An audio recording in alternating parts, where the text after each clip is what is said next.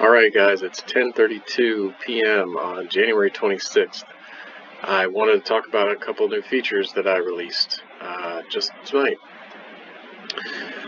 They are down here with regard to the profile. So previously there were two options. There was the all volume profile and the institutional volume profile, and that would change how this pane here was painted, whether based on whether or not the volume was institutional or not. And in this case, institutional volume is any trade that's greater than 10,000 shares. So if it's greater than 10,000 shares, it's called institutional. If it's not, it's everything else. So by default, you would see the volume profile, which is pretty standard fare. And you can see here that we have a lot of volume here, a lot of volume here, a little bit less up here at the top. If we change it to institutional volume, you see a slightly different picture. You see some volume up here, like a good sized amount of volume here where they were distributing here near at the highs, the 33, 34 range. And then you see a lot more down here, which might suggest to you, gee whiz, they're buying a ton of it, or at minimum trading a ton of it. And relative to how much they traded up here, that's true. There are more shares down here being traded than up here. Likewise, you can see the volume graph here rise, suggesting they're trading it more actively down here. But if we look at this in dollar terms, you see a slightly different picture. This is all dollars, so this is price times volume for every share traded during this period of time. And what you can see is that the dollars are much higher up here. And they have not spent as much money down here as they spent up here, or traded up here, I should say. Obviously, there's a lot here in this middle range where it chopped for a couple months. But the most that they traded in terms of dollars remains at the high, which suggests to me they are not done bringing this down. They have more to accumulate, or it has further to fall, or some combination of those two, or maybe something else. But I'm not seeing dollars down here that would equate to or surpass the dollars up here and the dollars up here. And likewise, even if you look at the just down here, price is trading below these large spikes here where dollars are being spent. So that's something to keep in mind. Institutional, it becomes even clearer. This is where most of the institutional dollars were traded, right up here at the high. This is where they distributed all their inventory. And this only shows the three largest trades. There were a lot more up here, but the point is, this gives a different picture than this and this, which might lead you to believe, if you're just looking at a standard volume profile, that the low is close. And it may well be, but I would like to see more dollars being spent down here than up here to give me more confidence that they're done sending this thing lower.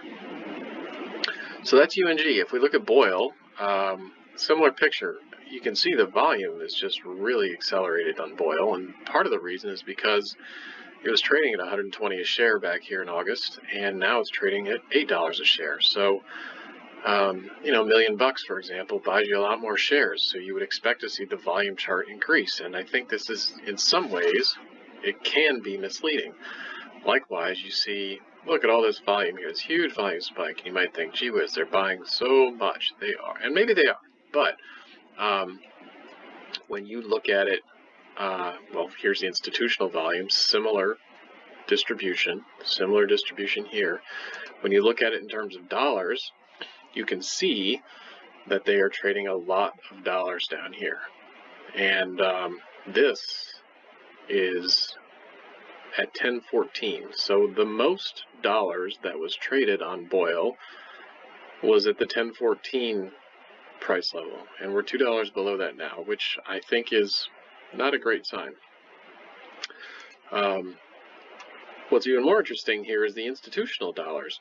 The institutional dollars were all centered in this chop zone here.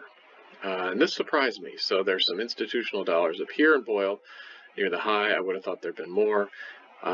There's some down here near the low, but they traded it heaviest, whatever, right here at 41 a share, which was a while back. So to me, not to be overly repetitive, but I think looking at the profile in terms of dollars, in addition to in terms of volume, gives a slightly different view into what's happening.